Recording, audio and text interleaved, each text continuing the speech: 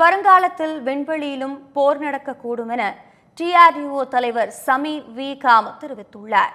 டெல்லியில் செய்தியாளர்களிடம் பேட்டியளித்த அவர், முன்பெல்லாம் நிலம், ஆகாயம் மற்றும் கடல் வழியாக நடைபெற்று வந்த போர் தற்போது இணையம், தகவல் தொடர்பு, விண்வெளித்துறையை எட்டிவிட்டதாக தெரிவித்தார்.